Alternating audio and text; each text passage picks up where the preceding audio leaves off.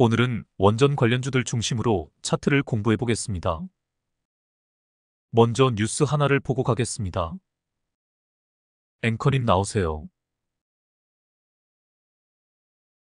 국회 산업통상자원 중소벤처기업위원회가 여야 합의로 원전 관련 예산안을 처리했다는 소식이 전해지면서 원전 관련주들이 강세를 보이고 있다. 산자위는 이날 전체 회의에서 원전 생태계 보건 관련 예산을 원안보다 1억 원 더 증액하기로 여야 합의 처리했다.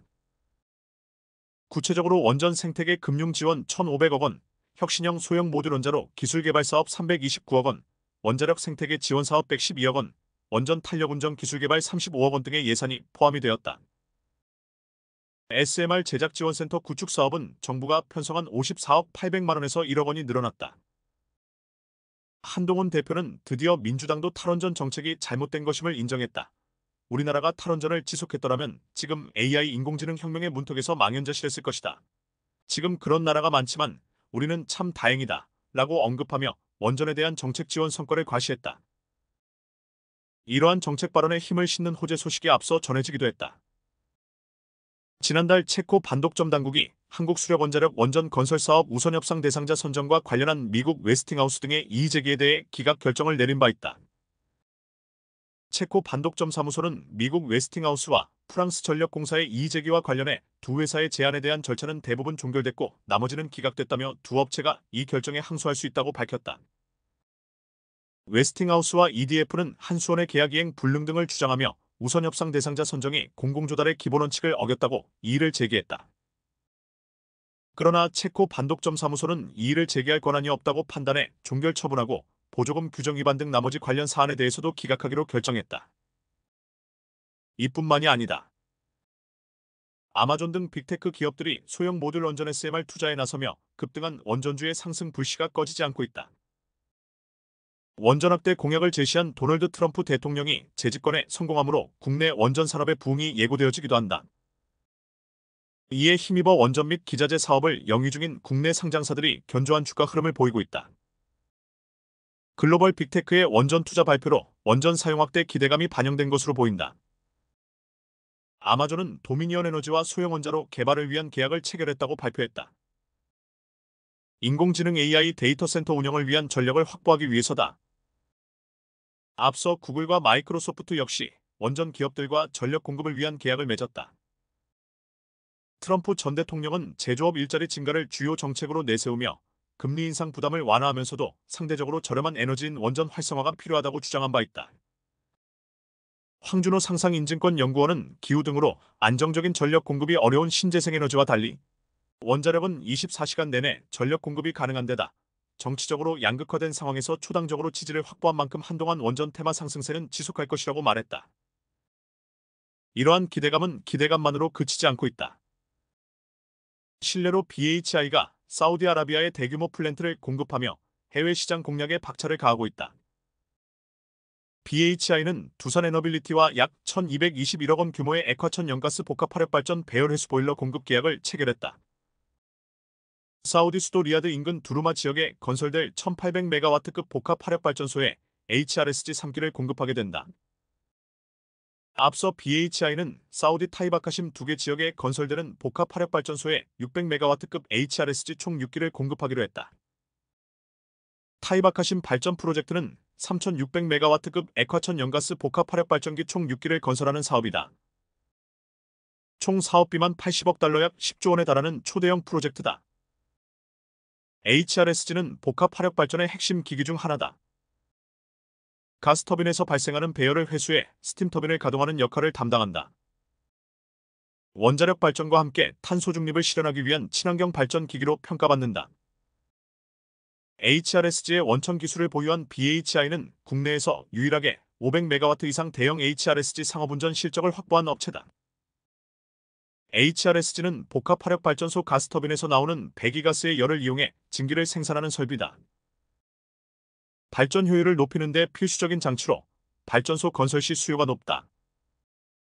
BHI는 이번 수주를 발판으로 해외 시장에서의 입지를 더욱 공고히 하고 다양한 해외 프로젝트 수주를 통해 성장을 이어갈 것으로 전망된다.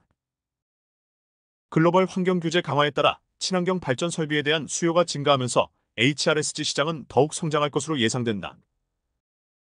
또한 BHI는 한국 남동발전에서 발주한 1369억 원 규모의 고성 천연가스 복합발전 주기기 제작 구매 낙찰 통지서를 수령했다고 24일 공시했다. 우진엔텍은 원전 가동의 필수적인 정비 사업을 기반으로 원전해체 시장 진출을 본격화하며 미래 성장 동력을 확보하면서 주가에 훈풍을 불어넣고 있는 것으로 보인다. 그동안 원전 보조급수 제어 패널, 방사선 영상구 현장비 등 원전 운영에 필수적인 장비를 개발하고 정비 서비스를 제공하며 기술력을 축적해왔다. 제11차 전력 수급 계획 등 정부의 원자력 정책에 발맞춰 성장해왔으며 원전해체 시장 진출을 위해 적극적으로 투자하고 있다. 원전해체는 고도의 기술력과 안전성이 요구되는 분야로 우진엔텍은 기존의 원전 정비 노하우를 바탕으로 해체 시장에서도 경쟁력을 확보할 수 있을 것으로 기대된다. 우진엔텍은 국내 원자력 및 화력발전소 계측제 설비 정비 시장에서 독보적인 입지를 구축하고 있다. 설비 진단부터 성능 개선까지 아우르는 종합 솔루션을 제공하며 국산 시스템 제작 및 공급 사업에도 적극적으로 나서고 있다. 지난해 우진엔텍의 매출은 정비 서비스가 96%를 차지하며 주력 사업으로 자리매김했다. 원자력 및 화력발전소의 안정적인 운영을 위한 정기적인 정비 작업은 필수적이기 때문에 우진엔텍의 성장 가능성은 더욱 높게 평가된다. 계측 제어 정비 전문 업체로 현재 원자력 발전소 4곳, 화력발전소 5곳의 경상 정비를 수행 중이다. 계측 제어 정비 시장 점유율은 18% 수준이며 올해 1분기 매출액과 영업이익은 전년 동기 대비 각각 23%, 266% 증가한 103억 원, 13억 원을 기록했다. 원전 산업 분야 중 원자로 생산의 두각을 나타내는 기업은 두산에너빌리티이다. 동사는 국내에서 유일하게 원자로 등 주기기를 제조하는 역량을 갖췄는데 과거 기술을 전수해준 글로벌 기업 웨스팅하우스보다 돋보이는 청출어람 회사로 거듭났다. 이외에도 서정기전, 일진파워, 에너토크, 우리기술, 오르비텍 등도 주목을 받고 있다. 이상입니다. AI 산업의 성장에 따라 수혜를 받게 될 수 있는 또 하나의 산업이 바로 SMR, 즉 소형 모듈 원자로 관련주라 할 수 있습니다. 현 시점에서 점점 부족해지는 전력량을 공급하는 가장 현실적이고 효과적인 방법이 원자력이라는 것은 전 세계가 공감을 하고 있습니다.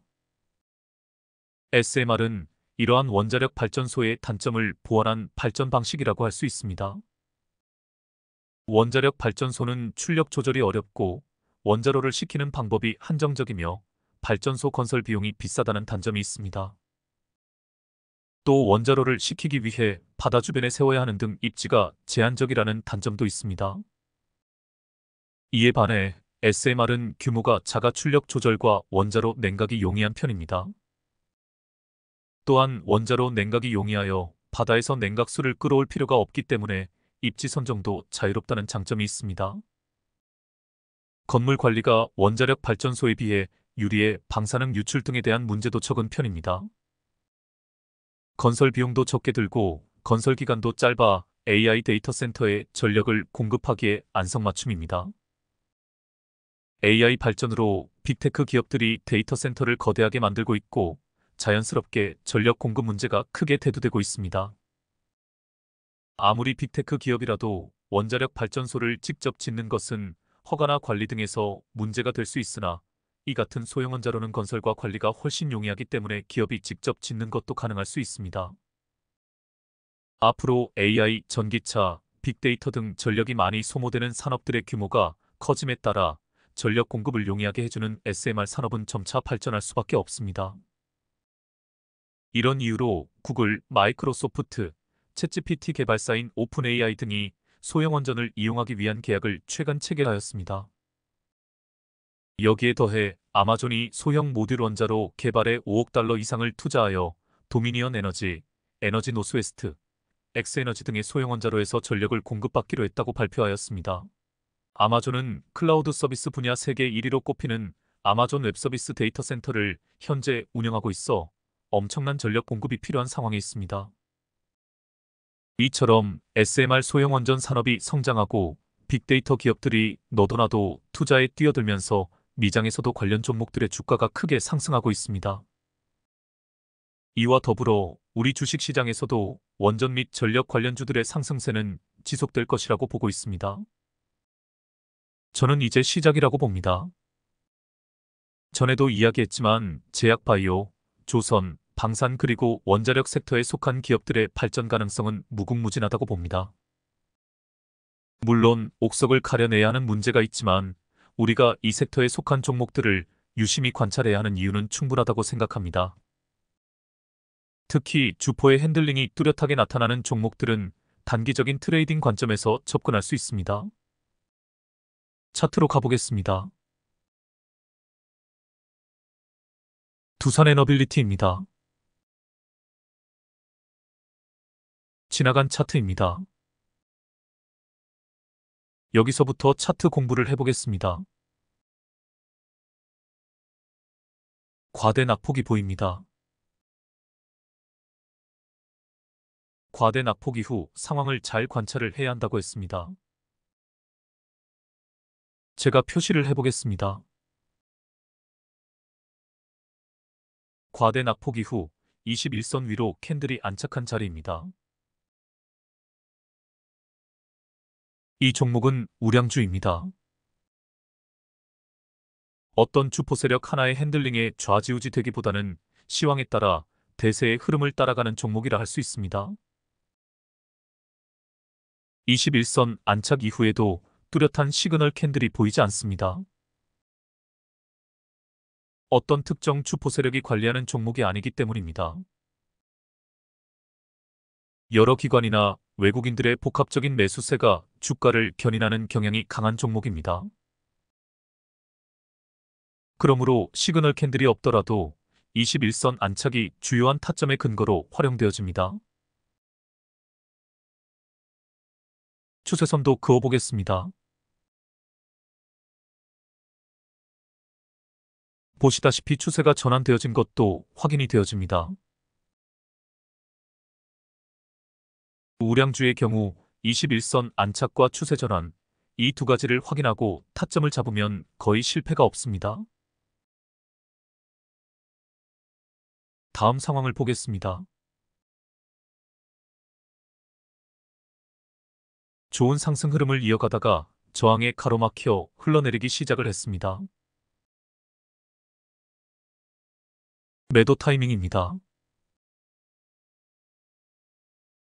많은 분들이 매수보다 매도 타이밍을 잡아내는 것이 더 어렵다고 하십니다. 제가 여러 가지 원칙을 말씀드렸습니다만 한 가지만 다시 강조하자면 저항에서 밀릴 때입니다. 제가 선을 그어보겠습니다.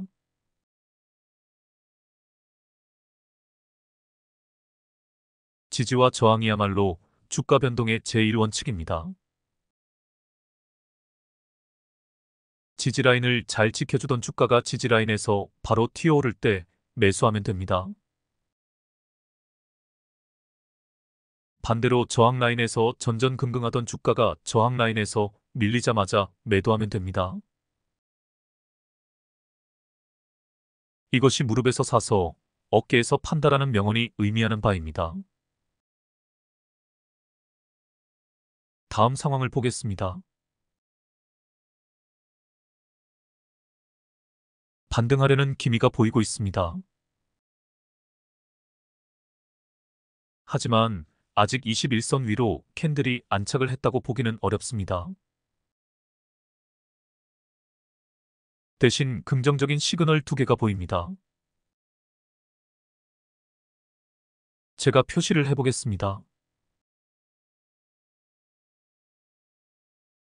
단기적인 하락 추세 끝에서 도지 캔들이 떴습니다. 상승 반전의 신호입니다. 아래 꼬리로 말아올린 연어 캔들도 보입니다. 단기적인 하락 추세에서 반등을 알리는 시그널 캔들이라 할 수 있습니다. 다음 상황을 보겠습니다. 단기적인 하락 추세를 극복하고 반등에 성공한 모습입니다. 제가 또 표시를 해보겠습니다. 이 자리가 아주 중요한 자리입니다. 제가 늘 말하는 돌파 후 눌림에서 반등하는 자리입니다. 보시다시피 앞에서 저항 라인 돌파가 나왔습니다.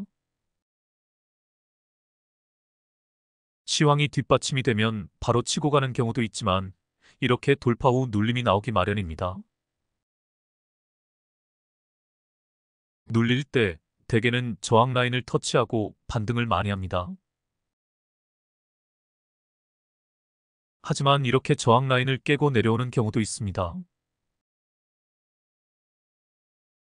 그러면 121선 같은 이평선에서 지지를 받고 반등을 하게 됩니다. 그리고 결정적으로 이 자리가 최저 거래량 뒤 양봉이 뜬 자리입니다. 나갈 사람들이 다 나간 자리입니다.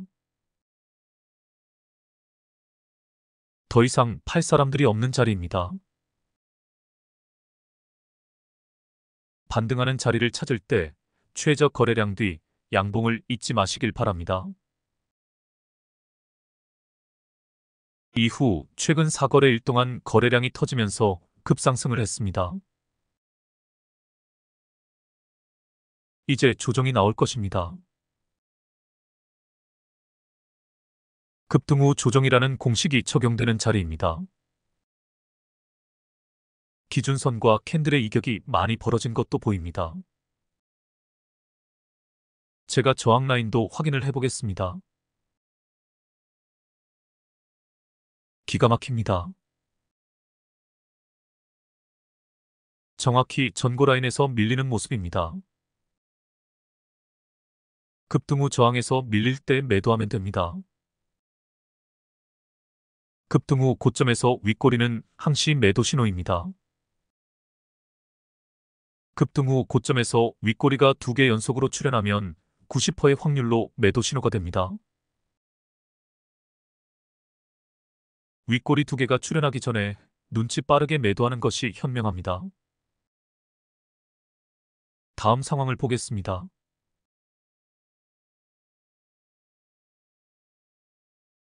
주식이란 이런 것입니다. 올라간 주가는 내려오게 되어 있습니다. 반면 내려간 주가는 다시 올라가게 되어 있습니다. 다만 시황, 업황, 개별 모멘텀에 따라 그 진폭이 달라집니다. 주식은 심리 게임입니다.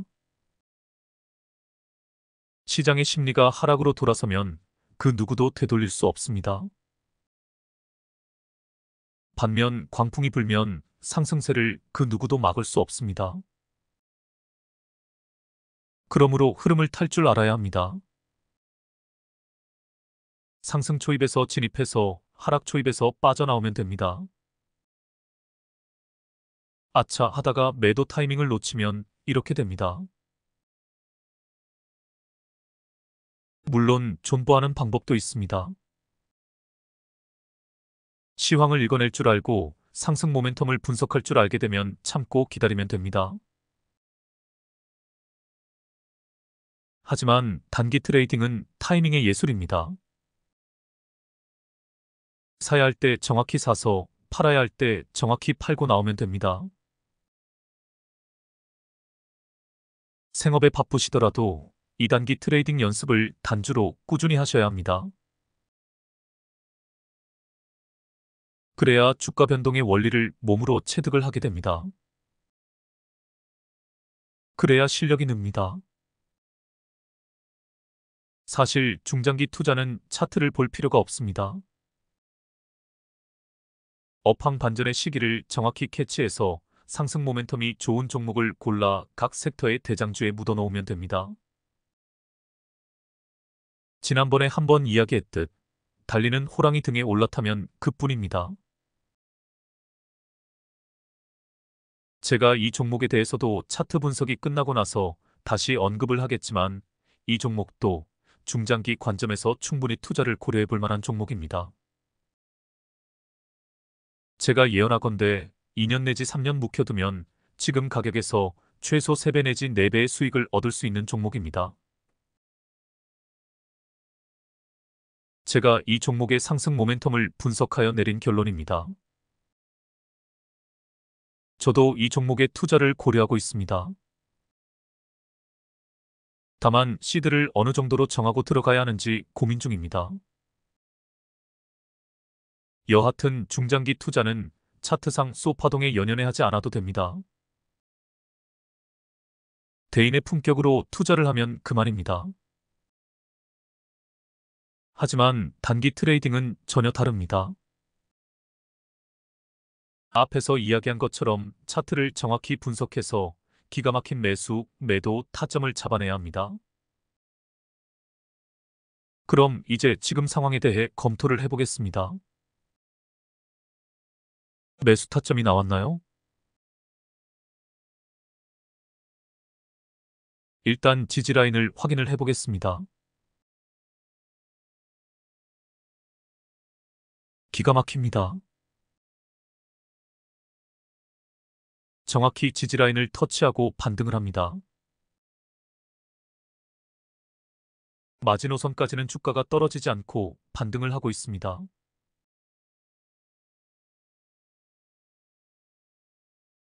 큰오빠 캔들과 연어 캔들도 보입니다.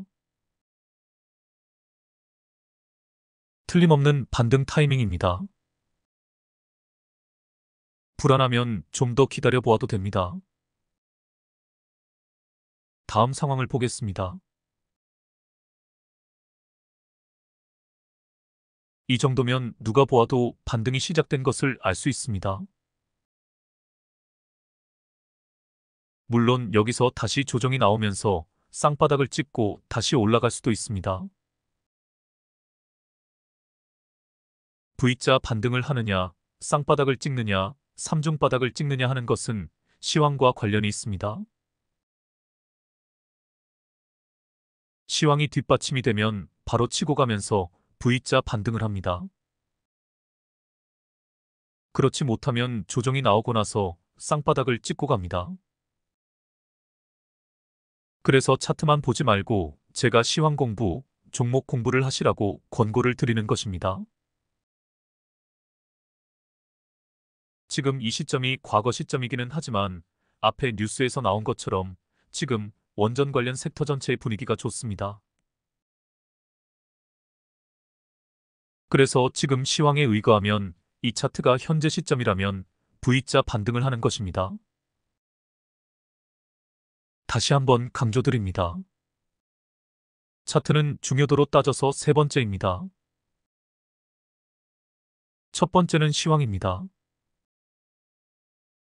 두 번째는 재료, 즉 모멘텀입니다. 그리고 나서 중요한 것이 차트 분석입니다. 다시 차트로 가보겠습니다. 확실하게 반등을 시작했습니다. 매수 타점입니다. 정확히 무릎 부분입니다. 제가 차트에 표시해 놓은 것들을 모두 지우고 보여드리겠습니다. 이 차트를 보고 타점을 잡을 수 있어야 합니다. 앞에서부터 주가의 흐름을 스스로 분석을 하면서 하락 추세를 극복하고 상승 추세로 전환된 것을 확인하고 타점을 잡을 수 있어야 합니다. 다음 상황을 보겠습니다. 이것이 주가입니다. 이것이 주가의 흐름입니다. 이것이 우리가 무릎에서 주식을 사야 하는 이유입니다. 물론 시황을 파악을 해야 하고 상승 모멘텀에 관한 분석이 선행이 되어야 합니다. 하지만 차트만 놓고 보자면 일명 무릎이 최고의 타점이 됩니다. 여기입니다. 우량주의 경우는 주가의 흐름을 따라가면서 조정이 나오면 침착하게 기다렸다가 무릎에서 타점을 잡아내면 됩니다. 이제 급등 후 조정이라는 공식을 적용시킬 때가 되었습니다. 기준선과 캔들의 이격이 너무 많이 벌어진 것도 보입니다. 다음 상황을 보겠습니다. 내려간 주식은 올라가기 마련이고 올라간 주식은 내려가기 마련입니다. 그런데 뭐가 하나 보입니다. 보이시나요? 이평선들에 주목해 보시길 바랍니다. 121선과 241선의 골든 크로스가 일어났습니다. 그리고 두 선의 이격이 벌어지기 시작했습니다. 중장기 투자자라면 그리고 이 종목에 확신을 가지고 있다면 무조건 이 자리에서 타점을 잡고 기다리시면 됩니다. 저는 개인적으로 이 종목에 대해 확신을 가지고 있습니다. 그 이유를 다 설명드릴 수 없습니다만 간단하게 몇 가지 근거를 말씀드리겠습니다. 일단 두산이란 기업은 구조 조정에 성공한 기업입니다. 여타 대기업들처럼 문어발식 확장을 하며 거지 새끼들처럼 이것저것 다 주워 처먹으려는 행보를 하지 않습니다. 적자 자회사들은 모두 매각을 하고 주력 기업 몇 개만 추려 집중적인 투자와 연구개발을 지속하고 있습니다. 이것이 첫 번째 이유입니다. 두 번째는 기술력입니다.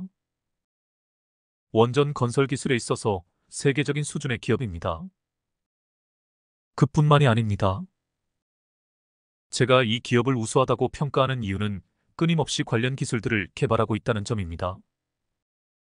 이와 관련된 뉴스 하나를 읽어드리겠습니다. 두산 에너빌리티가 한국형 원전에 이어 한국형 가스터빈 사업 생태계 조성을 본격화한다. 가스터빈 국산화 성공에 그치지 않고 서비스 시장 경쟁력까지 확보해 2038년 서비스 분야에서만 연매출 1조 원을 달성한다는 목표다. 13일 업계에 따르면 두산 에너빌리티는 이날 경기도 분당 두산타워에서 한전 KPS와 한국형 가스터빈 사업 협력 추진 업무 협약에 모유를 체결했다. 한전 KPS는 가스터빈 유지관리 분야 전문 기업이다. 이번 협약으로 두산 에너빌리티는 관련 기술 개발을, 한전 KPS는 유지보수를 담당해 가스터빈 서비스 일괄 수행 체계를 구축한다는 구상이다. 양사는 가스터빈 전문 인력을 양성하고 계획 정비와 부품 공정 분야에서 협업하기로 했다. 용인 반도체 클러스터에 들어가는 가스터빈 사업에서는 우선으로 협력한다. 최근 반도체 클러스터에 들어가는 액화천 연가스 LNG 발전소 건설이 본격화되면서 두산 에너빌리티의 가스터빈 사업 수혜가 기대되고 있다.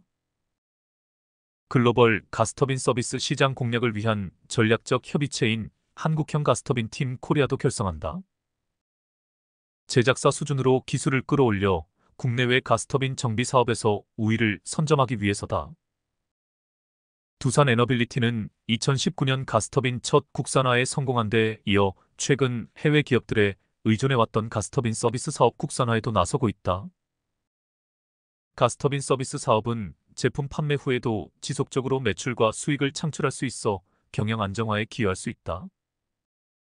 두산 에너빌리티는 2013년 정부가 추진한 한국형 표준 가스터빈 모델 개발 국책과제 주관사로 참여해 가스터빈 개발을 시작했다. 6년여의 개발 끝에 두산 에너빌리티가 2019년 발전용 대형 가스터빈 국산화에 성공하면서 한국은 세계에서 5번째로 가스터빈 독자 모델을 보유한 국가가 됐다. 두산 에너빌리티는 2028년까지 가스터빈 사업 누적 수주액 목표치를 10조 원으로 세웠다. 회사는 중장기적으로 2038년까지 발전용 가스터빈 누적 100기 이상을 수주해 올해 대비 매출이 10배 증가한 2조 2천억 원 수준으로 끌어올려 핵심 매출원으로 성장시킨다는 계획이다. 2038년에는 가스터빈 서비스 부문에서만 매출 1조 원을 달성한다는 목표다. 이상입니다. 우량주의 경우 투자를 고려할 때, 즉 중장기 투자를 고려할 때 철저하게 기업 분석을 해야 합니다. 앞으로 이 기업이 어느 정도로 성장을 할 수 있을지, 국제 정세와 맞물려 세계 시장 점유율이 얼마나 될지 등등을 다 분석을 해야 합니다. 제가 지난번에 한국항공우주란 기업의 성장 가능성에 대해 말씀을 드렸습니다. 두산 에너빌리티의 성장 가능성도 그에 못지 않습니다. 잘 연구해 보시길 바랍니다. 다시 차트로 가보겠습니다. 상승 추세가 꺾이고 조정을 받고 있습니다. 반등을 시도했으나 저항 라인에서 밀려 다시 하락 추세로 이어졌습니다. 거래량에 주목해 보시길 바랍니다. 최저 거래량에 근접해 가고 있습니다. 오늘 상황에 주목해 보시길 바랍니다.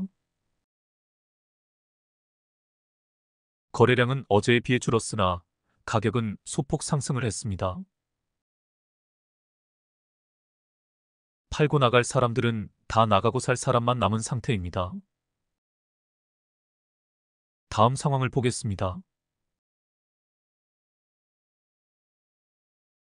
저항 라인 돌파가 나왔습니다. 하지만 다음 저항에서 밀리는 모습입니다. 이 말을 기억하시길 바랍니다. 저항에서 밀리는 모습을 보이면 미련 없이 매도하라. 다음 상황을 보겠습니다. 이 부분은 설명드려야 할 것이 있습니다. 두산 바켓과 두산 로보틱스의 합병 소식으로 시장에서 쌍욕을 먹자 덩달아 두산 에너빌리티도 급락이 나온 것입니다. 시황이 이렇게 중요한 것입니다. 아무리 우수한 기업이라 하더라도 시장에서 외면당하면 이렇게 주가가 폭락을 하게 되어 있습니다. 아무래도 이 기업에 대해 좀 더 설명을 해야 할 것 같습니다. 제가 기사 하나를 더 읽어드리겠습니다. 인공지능 AI 발전을 포함해 자동화, 무인화, 스마트화 등 디지털 기술 변화에 적절히 대응하지 못하면 미래 동력 확보는 고사하고 현재 경쟁에서도 순식간에 뒤처질 수 있다. 박정원 두산그룹 회장은 올해 신년사에서 에너지 스마트 머신 첨단 소재 중심의 사업구조 재정비를 예고했다. 동사는 1896년 포목점인 박승직 상점으로 출발해 무역업, 맥주가공업을 거쳐 1990년대까지는 소비재경공업을 주력으로 삼았다. 2000년대 들어서는 중후장대, 즉 중공업 위주로 그룹의 포트폴리오를 180도 바꾸며 사세를 키워왔던 전통을 계승해 이번에도 변신을 꾀하고 있다. 2026년 창립 130주년을 맞는 두산은 올해 자산 26조 9,600억 원 규모로 상호출자제한 기업 집단, 일명 대기업 17위에 자리하고 있다. 최근 바켓과 로보틱스 합병 발표를 했다가 문매를 맞기도 했지만 나름대로 고민이 있어 보인다. 그룹은 지난 10월 두산 에너빌리티의 자회사이자 그룹의 캐시카우인 두산 바켓을 떼어내 적자 행진 중인 두산 로보틱스의 자회사로 옮기는 재편안을 추진하겠다고 발표했다. 앞서 지난 7월 두산 에너빌리티에서 두산 바켓을 떼어낸 뒤 두산 로보틱스의 100% 자회사로 합병시키는 안을 발표한 바 있는데 합병 비율이 두산 바켓 주주 이익을 침해한다는 이유로 부정 여론이 들끓고 당국이 제동을 걸자 이를 조정한 것이다. 다만 새롭게 마련한 안도 로봇과 팝켓을 묶는다는 점에서 재편의 본질은 그대로다. 그룹이 진통 속에서도 이 같은 재편을 추진하는 것은 각 계열사 성격에 맞는 사업끼리 묶는 방식으로 사업 구조를 바꿔 시너지를 극대화하기 위해서다. 에너지 사업은 두산 에너빌리티와 두산 퓨얼셀이, 스마트 머신 사업은 두산 바켓과 두산 로보틱스가 이끌고 첨단 소재 사업은 두산 테스나 중심으로 구성하려는 것이다. 그룹은 두산 로보틱스가 지난해에도 영업 손실 192억 원을 기록하며 초기 협동 로봇 시장에서 어려움을 겪고 있지만 전 세계 17개 생산 기지와 1,500개의 영업 네트워크를 구축하고 있는 두산 바켓과 만나면 향후 로봇 기계 중심의 사업 영역을 확장해 나갈 것으로 보고 있다. 청정 전기 생산을 위한 대형 원전과 소형 모듈 원전 SMR 등 원전기기 분야에서 경쟁력을 자랑하는 두산 에너빌리티도 바켓을 떼어내 차이배력을 확보하면 원전 톱 프론티어로서 자리매김할 수 있는 발판을 마련할 것으로 보고 있다. 박상현 두산에너빌리티 대표는 비영업 자산을 정리해 1조 원 이상의 투자 여력을 확보하게 되면 수요가 증가하는 대형 원전, SMR, 가스수소 터빈 등에 즉각적으로 투자에 적기에 시장을 선점할 것이라고 했다. 두산의 변신은 처음이 아니다. 우리나라에서 가장 오래된 기업인 두산은 역사만큼 다양한 사업을 영위했는데 위기 때마다 변신에 나서며 그룹을 키워왔다. 2세대인 창업자의 아들 박두병 초대회장 때에 이르러 두산은 상업자본에서 산업자본으로 탈바꿈한다. 오비맥주로 친숙한 주류사업 덕분이다. 박창업주가 1933년 일본 기린맥주의 국내 생산 공장이던 소화기린맥주의 주주로 참여했던 인연으로 아들 박 회장이 해방 후 미 군정청에 귀속돼 1948년 동양맥주로 이름을 바꾼 이 회사의 관리 지배인으로 일하게 된 데 이어 한국 전쟁 때인 1952년에는 34억 원을 내고 아예 이 회사를 인수하면서 오늘날 그룹의 토대를 구축했다. 1978년 두산으로 그룹명을 바꾸기 전까지는 오비그룹으로 불렀을 정도로 맥주 사업이 주력이었다. 다만 1990년대 후반 소비재 기업들을 매각하는 구조 조정을 실시하면서 요즘은 두산이 맥주 제조사로 출발했다는 사실을 모르는 사람들이 더 많다. 애착이 컸던 맥주 사업을 접은 것은 계열사인 두산전자가 촉발한 페놀 사태와 관련이 없지 않다. 1991년 3월 두산전자 구미공장에서 페놀이 누출돼 당시 박영곤 그룹 회장이 사퇴하는 등 그룹은 창사 이래 최대 위기에 봉착했다. 경쟁사인 크라운 맥주는 1993년 5월 지하 150m 천연 안반수로 만든 맥주 아이트를 앞세워 두산의 아킬레스건인 물 문제를 공격해 시장을 잠식해 나갔다. 그 결과 1995년 적자 규모 9,080억 원, 부채 비율은 625%로 높아지며 존망의 기록까지 내몰렸다. 두산은 위기를 기회로 바꿨다. 창업 100주년을 맞은 1996년 글로벌 기업으로 도약하려면 과감한 변신이 필요하다고 선언한 뒤 한국 네슬레, 한국 3M, 한국 코닥지부는 물론 오비맥주 영등포 공장을 매각했다. 1997년에는 콜라 환타사이다 등 음료 사업을, 1998년에는 주력인 오비맥주도 팔았다. 코카콜라, 종가집 김치, 처음처럼 KFC 등 유통 브랜드가 두산으로부터 떨어져 나갔다. 이후 2001년 한국중공업을 시작으로 2004년 고려산업개발, 2005년 대우종합기계, 2007년 미국 건설기계기업 파켓을 인수하며 중공업 그룹으로 환골탈퇴했다. 두산은 박 초대 회장이 1973년 별세한 후 전문 경영인 정수창, 이대, 4대 회장 체제를 거쳐 1981년 3세대인 장남 박영곤 명예회장을 중심으로 하는 형제경영 시대를 열었다.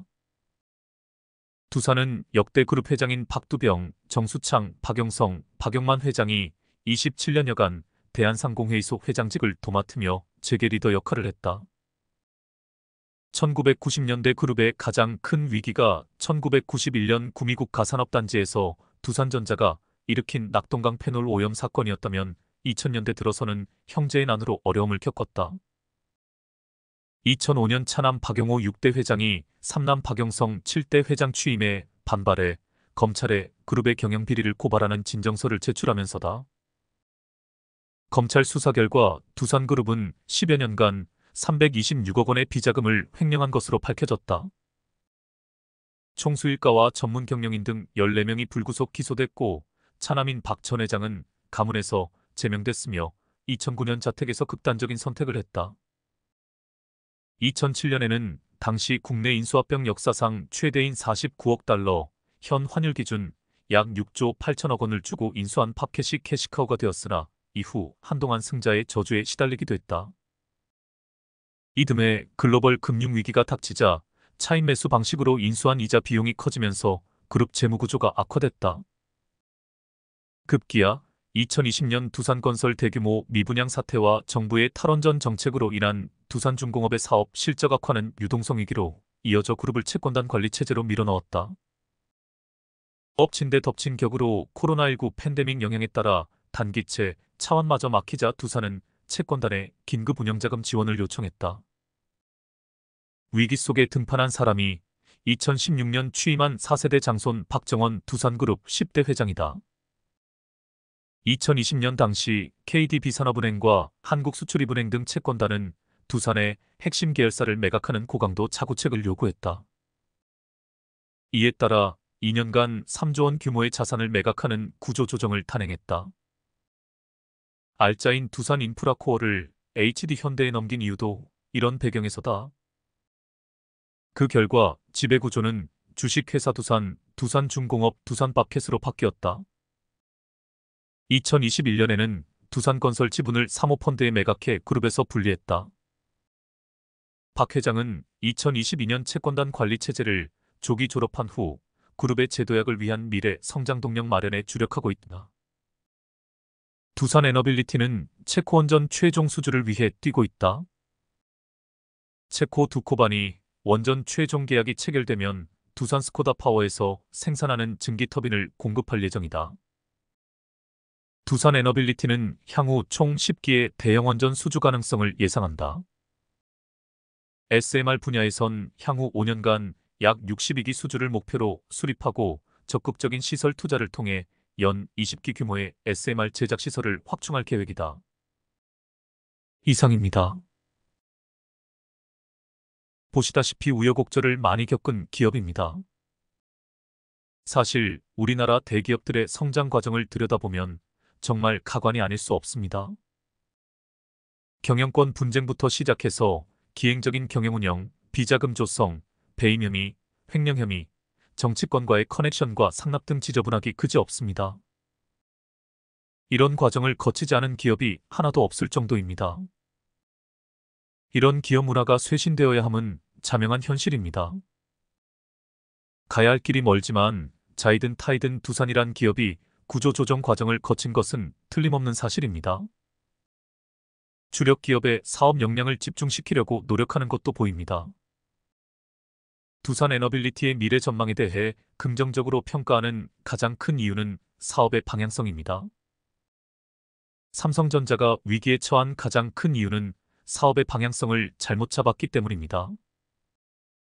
반면 두산에너빌리티는 범세계적인 에너지 문제와 전력 문제 그리고 그에 대한 솔루션과 관련된 사업에 집중을 하고 있습니다. 그래서 저는 이 기업의 미래 성장성을 높이 평가하는 것입니다. 다시 차트로 가보겠습니다. 합병 이슈로 시장에서 외면당하면서 급락이 나왔습니다. 그런데 하락 추세 끝에서 큰 오빠 캔들이 등장을 했습니다. 마지막 음봉에서 아래 꼬리로 말아올린 것도 보입니다. 반등의 신호가 나온 것입니다. 다음 상황을 보겠습니다. 바닥권에서 쌍바닥을 찍고 주가가 상승세를 탄 것이 보입니다.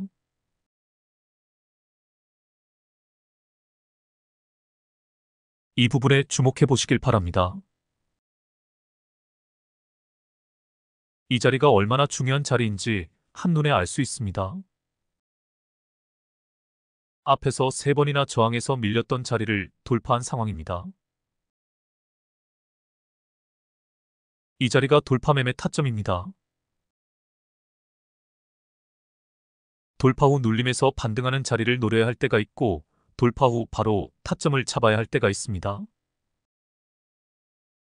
이를 상황에 따라 빨리 판단을 해야 합니다. 바로 치고 갈 것이냐 눌렸다가 다시 갈 것이냐를 파악할 줄 알아야 합니다. 저항 라인을 확인해 보겠습니다. 보시다시피 저항 라인을 돌파한 상황입니다. 다음 저항 라인도 확인을 해보겠습니다. 보시다시피 다음 저항 라인까지는 빈 공간이 있습니다. 갭이 충분히 확보된 상태입니다. 다음 상황을 보겠습니다. 오늘까지의 상황입니다. 최근 상승 추세를 가만히 관찰해 보시길 바랍니다. 쌍바닥 이후 아주 좋은 상승 흐름이 이어지고 있습니다. 곧 전고 돌파가 나올 분위기입니다. 중장 기적으로 또 단기 스윙 매매 관점에서도 아주 좋은 자리가 나왔습니다. 단주로 연습해 보시길 바랍니다. 오늘은 이것으로 마치겠습니다. 영상이 너무 길어져서 다른 원전 관련주들은 다음에 다루어 보겠습니다. 그럼 좋은 하루 되시길 바랍니다.